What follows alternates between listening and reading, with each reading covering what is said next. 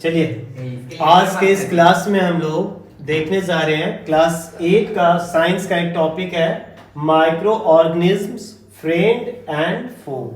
मतलब जो हमारे माइक्रो ऑर्गेनिज्म्स हैं, है ना, वो हमारे लिए फ्रेंड भी है और वो हमारे लिए फो भी है, यानी दोस्त भी है और दुश्मन भी है।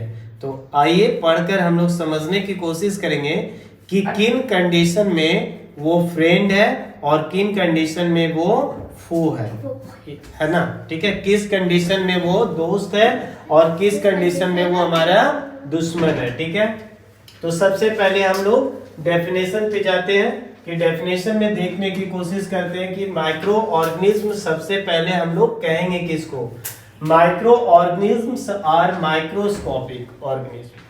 यानी माइक्रो ऑर्गेनिज्म जो होते हैं वो माइक्रोस्कोपिक ऑर्गेनिज्म है, मतलब जिसे हम नेक्ड आई से नहीं देख सकते हैं, खुली आंखों से तो बिल्कुल नहीं देख सकते। उसको देखने के लिए हमें किस चीज का यूज करना होगा, माइक्रोस्कोप। अभी जो हमारा हाथ है, इस हाथ में भी कई प्रकार के माइक्रो ऑर्गेनिज्म अभी अवेलेबल है।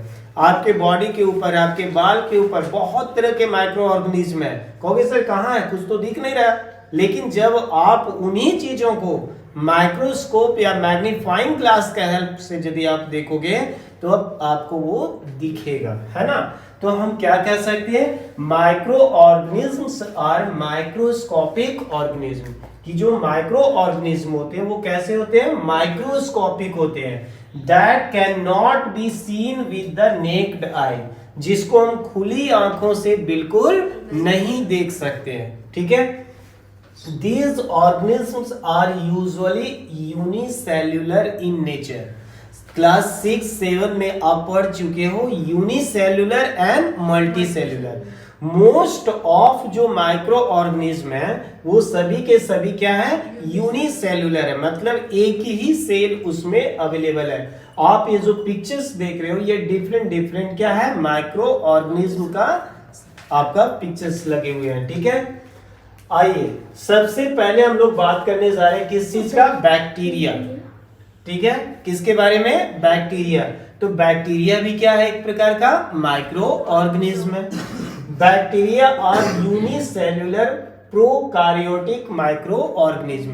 प्रोकारियोटिक, यूकारियोटिक आगे हम लोग पढ़ेंगे। ठीक है, बैक्टीरिया जो है वो कैसा है, यूनिसेल्युलर। अभी हम लोग पढ़े थे ना कि ऑर्गेनिज्म आर यूजुअली यूनिसेल्युलर, यानी कि जो भी माइक्रो ऑर्गेनिज्म होते हैं वो जनरली कैसे होते हैं, यूनिसेल्युलर। तो जब बैक्टीरिया की बात हम लोग कर रहे हैं तो बैक्टीरिया भी कैसा है, यूनिसेल्युलर होगा, क्योंकि ये भी क्या है, एक माइक्रो ऑर्गेनिज्म है।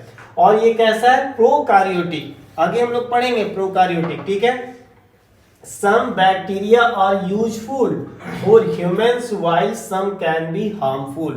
कुछ बैक्टीरिया जो होते हैं वो हमारे लिए हेल्पफुल है, मदद करने वाले हैं, जबकि कुछ ऐसे होते हैं जो हार्मफुल होते हैं। कुछ हार्मलेस है तो कुछ हार्मफुल है। ठीक है, कुछ हेल्पफुल है, जैसे लैक्टोबैसिलस, दूध से दही बनाने में। दूध मम्मी देखते होंगे ना कि जब मम्मी को दही बनाना हो तो दूध लेती है और उसमें दही का ही अंश थोड़ा सा क्या करती है, ऐड करती है ना।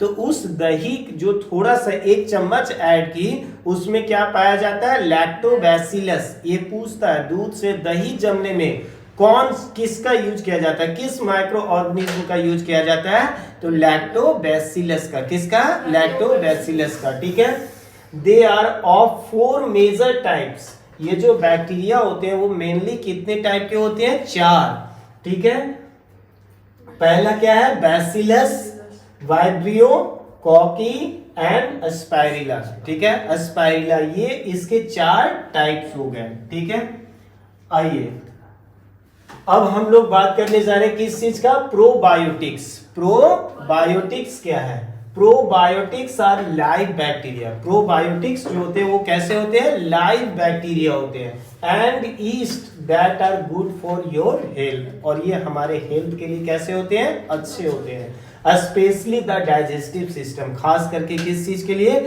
हमारे डाइजेशन के लिए।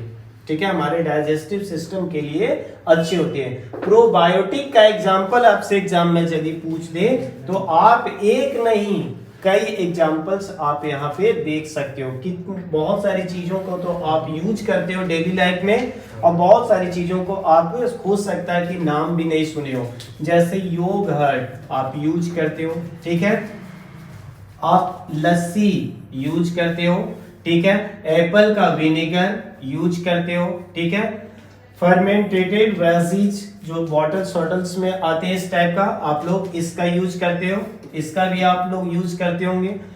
बटर मिल्क इसका यूज करते हो, चीज अमूल है ना, या और भी ब्रांड के आते हैं, तो इन सारी चीजों को हम लोग यूज करते हैं, जैसे रॉ मिल्क एंड चीज। तो ये सब किसका एग्जाम्पल है? प्रोबायोटिक्स का। किसका एग्जाम्पल है? प्रोबायोटिक्स का। तो प्रोबायोटिक्स क्या होते हैं? ये लाइव बैक्टीरिया होते हैं और ये हमारे हेल्थ के लिए कैसे होते हैं? अच्छे होते हैं। कोई दिक्कत? यानी यहाँ पर ये जो प्रोबायोटिक्स है, आप बताओ कि फ्रेंड है या फू है? फ्रेंड है, ठीक है। क्या लैक्टोबैसिलस फ्रेंड है या फू है? फ्रेंड है, ठीक है। आइए अब हम लोग बात करेंगे किसका? फंगी। किसके बारे में? फंगी के बारे में। Fungi are सैप्रोफायोटिक। फंगी जो होते हैं वो कैसे होते हैं? सैप्रोफायोटिक।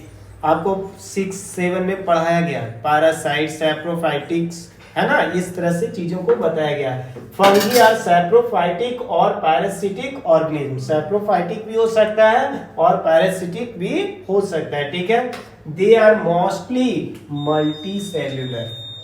अभी हमने बताया था कि मोस्ट ऑफ जो आपके जो भी है वो सब कैसे हैं? यूनिसेल्युलर। जितने भी माइक्रो ऑर्गेनिज्म है वो मोस्ट ऑफ कैसे हैं? यूनिसेल्युलर। लेकिन फंगी जो है वो कैसा है? Multi cellular. तो एग्जाम में पूछ सकता है मल्टी सेल्युलर माइक्रो ऑर्गेनिज्म का एक एग्जांपल दीजिए, तो कौन सा हो जाएगा? फंगी, ठीक है। They are mostly multicellular and not microscopic. आप देखे होंगे खुले में इस तरह का पिक्चर्स आप लोग ग्राउंड वगैरह में देखे होंगे ना इस तरह का, ठीक है। ये क्या है? फंगी। ये क्या है? Fungi. However, yeast is a unicellular. Bread के ऊपर जो क्या होता है? ईस्ट है ना, वो कैसे होते हैं? Unicellular and microscopic organism. East कैसा है? माइक्रोस्कोपिक है, और ये कैसा है? यूनिसेल्युलर। जबकि फंगी जो है वो क्या है? मल्टी सेल्युलर, और कोई जरूरी नहीं कि इसको हम माइक्रोस्कोप से देखें, नेक डाई से भी हम लोग इसको देख सकते हैं, ठीक है। अगला टॉपिक है आपका क्या? फर्मेंटेशन। अगला टॉपिक क्या है? फर्मेंटेशन।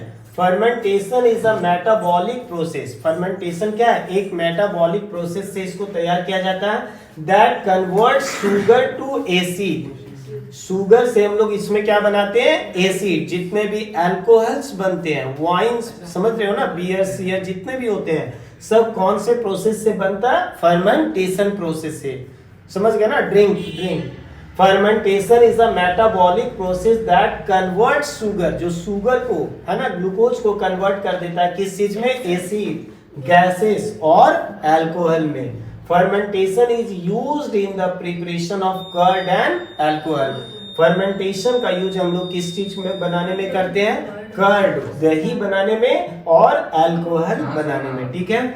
आप देख रहे हो ग्लूकोज, पायरुवेट, और फाइनली ये जो उसका क्या है? प्रोडक्ट है, क्या है आपका? सोया सॉस हो गया, cheese, yoghurt, beer, wine and bread. ये सब आपका किस प्रोसेस से बन रहा है?